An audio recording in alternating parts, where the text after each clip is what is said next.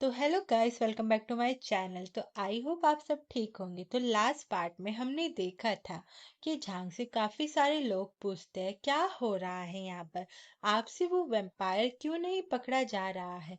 ये सब सुनकर पुलिस वाले उन लोगों को रोकते हुए कहते हैं प्लीज सब लोग शांत हो जाए, हमें हमारा काम करने दीजिए, ऐसे काम में बाधा ना डाले। ये सब देखकर झांग सोचता है लोग बहुत ही गुस्से में हैं। अगर यही सिलसिला जारी रहा तो शांति कायम नहीं रह पाएगी। ये सब सोचकर वो कहता है तुरंत ब्लड क्लैन से संपर्क करे, लॉर्ड फैंसी को रिपोर्ट करे और मुझे तुरंत कोई समाधान बताए। वो पर्सन कहता है ओके ठीक है, मैं समझ गया। ये सुनकर झांग सोचता है ये घटना अभी कुछ टाइम पहले घटी है, फिर भी पत्रकार ने इतनी सारी तस्वीर इकट्ठा कर ली है, क्या ये वाकई में एक संयोग है। फिर सीन शिफ्ट होता है जहाँ पर चैनजी यहाँ पर आया होता है। चैनजी कहता है भेड़िया कबीले के इलाके में इतनी घमंडी हरकत करने की हिम्मत किसकी हुई। एक पर्सन कहता है लॉर्ड चैनजी 3 लोगों का पूरा परिवार मारा गया, बच्चा सिर्फ 5 साल का था। ये तरीका पूरी तरीके से बेरहम है।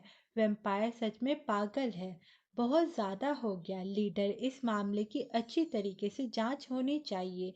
ये सुनकर चैनजी सोचता है विरोध या फिर संघर्ष का कोई निशान नहीं था, सीधा खून निकाल लिया गया। ये सोचकर वो कहता है इलाके के आसपास के सभी सीसीटीवी कैमरा को अच्छे से चेक करें और संदिग्ध लोगों और गाड़ियों को भी।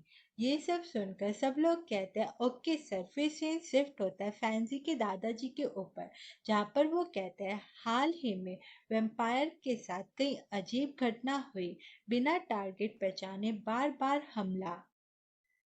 सब लोग हम पर सवाल उठा रहे हैं, यहाँ तक कि भेड़िया कबीला भी। ये सुनकर फैंसी कहता है मुझे माफ करना, ये मेरी ही गलती है। मैं अभी साफ साफ इन्वेस्टिगेशन की पूरी कोशिश कर रहा हूँ। भेड़िया कबीले को जल्द ही सही जवाब मिलेगा।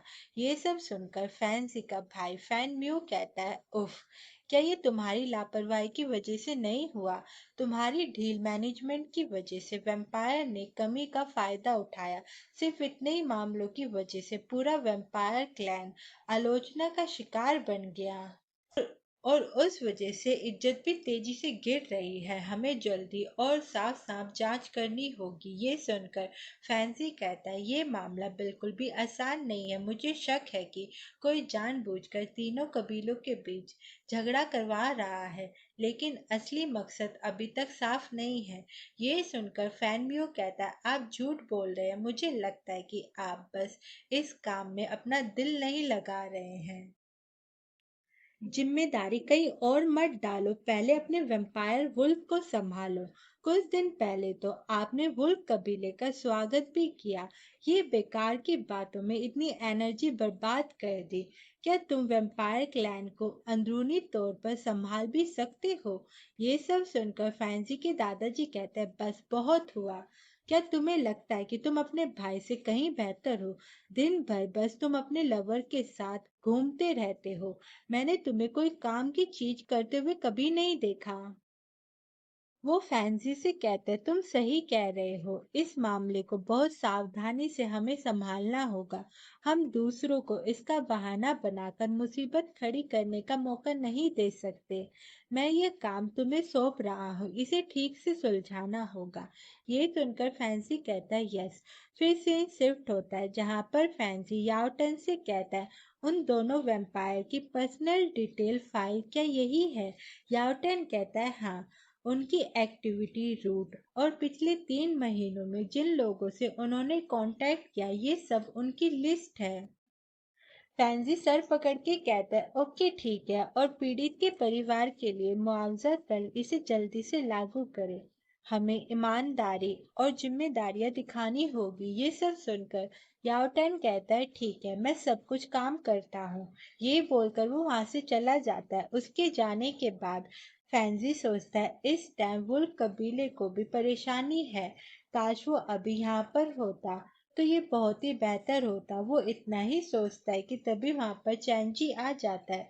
उसे देखकर फैंसी कहता है उफ, क्या मैं इतना थक गया हूँ कि मुझे वहम हो रहा है कि वो यहाँ पर है। इस टाइम वो भी बिजी होगा, वो यहाँ पर कैसे आ सकता है? फैंसी का ऐसा रिएक्शन देखकर चैनजी सोचता है, हे भगवान, मैं खुद तुम्हें ढूंढने आया था, फिर भी तुमने मुझे इग्नोर करने की हिम्मत की। इसका क्या मतलब है? ये बोलकर वो फैंसी पर जंप लगा देता है। उसे जंप लगाते देखकर फैंसी कहता है, चैनजी तुम वेम्पायर क्लैन के इलाके में कैसे घुसे? ये सुनकर चैनजी कहता है, उसे क्या लगता है कि वैम्पायर की दीवारें इतनी ठोस है? बेशक मेरे पास एक तरीका है। फिर हमें दिखाया जाता है कि चैनजी बेचारा कैसे कैसे यहाँ पर आया होता है, रेंगते हुए छुप छुपा कर। वो यहाँ पर आते हुए सोचता है, अगर किसी और ने मुझे देखा तो मेरी इज्जत खराब हो जाएगी। फैंसी चैनजी को हक करते हुए कहता है, चैनजी अभी वापस मत बदलो, तुम्हें इस रूप में देखे हुए बहुत टाइम हो गया। ये सुनकर चैनजी कहता है, ठीक है, उसे मुझे हक करने दो। फिर हमें थोड़ी देर बाद का सीन दिखाया जाता है जहाँ पर चंजी अपने असली रूप में होता है। वो फैंसी से कहता है, वुल्फ क्लैन केस मैंने पहले तीनों वेयर वुल्फ की रिपोर्ट पढ़ ली है। गर्दन पर काटने के निशान ही जानलेवा जख्म थे। वहां संघर्ष का कोई निशान नहीं था, जिससे पता चलता है कि उन पर अचानक हमला किया गया था और उन्हें बचाव का कोई मौका नहीं मिला। ये साबित करते हुए कि उन पर घातक लगाकर हमला किया गया था और उनके पास मुकाबला करने का कोई और मौका नहीं था। लेकिन वेयरवुल्फ कोई ऐसे आम लोग नहीं हैं जो मुकाबला ना कर सके। वेयरवुल्फ को इतनी सफाई से मारना आम वैम्पायर के बस की बात नहीं है। ये सुनकर फैंसी कहता है, क्या आपको शक था कि उन्हें मारने के लिए उकसाया गया था? चैनजी कहता है, हाँ, हो सकता है। ये मामला ऑफिशियल नोट में लिखने के लिए आसान नहीं है। मैं आपको बताने आया हूँ और अब मैंने आपको बता दिया है, इसलिए मुझे अब लौटना होगा। कल भी मुझे इन्वेस्टिगेशन ब्यूरो जाना है। ये सुनकर फैंसी चैनजी का हाथ पकड़कर अपनी गोदी में बिठा लेता है और कहता है, आज रात मत जाना, मेरे साथ रहना, ठीक है? ये सुनकर चैनजी कहता है, अगर मुझे यहाँ पर रहते हुए किसी ने पकड़ लिया तो तुम्हारा कबीला जरूर तुम्हारे खिलाफ ये बात उठाएगा। इसके अलावा कल वुल्फ कबीले की मीटिंग है, मैं उसे नहीं छोड़ सकता। फैंसी कहता है, तो आप कल सुबह जल्दी से चले जाना, किसी को पता नहीं चलेगा। तो गाइस आज का एपिसोड यहीं पर खत्म होता है। गाइस देखो, मैं आपको बता दूं, इस वीडियो पर मतलब इस स्टोरी पर ज्यादा व्यूज नहीं आ रहे और मेरी उतनी ही मेहनत लग रही है। मैं सोच रही हूँ कि मैं इस स्टोरी को बंद कर दूं क्योंकि व्यूज नहीं आ रहे हैं। 500 व्यूज बस, बहुत मेहनत लग रही है। इसलिए मुझे कोई न्यू स्टोरी बताना ताकि मैं उसे एक्सप्लेन कर सकूं। ठीक है? सॉरी गाइस, आई नो आपको गुस्सा आ रहा होगा, बट यार मैं क्या करूं, मुझे मेहनत उतनी लग रही है। आप मुझे इंटरेस्टिंग जिसमें आपको इंटरेस्ट हो, मैं उसे एक्सप्लेन करूं ताकि लोगों को भी अच्छे मतलब अच्छे व्यूज आए। बस मुझे अच्छे व्यूज चाहिए क्योंकि बहुत मेहनत लगती है वीडियो बनाने के लिए। एंड सॉरी, एंड प्लीज़ मुझे कमेंट करके ज़रूर बताना कि मुझे क्या करना चाहिए।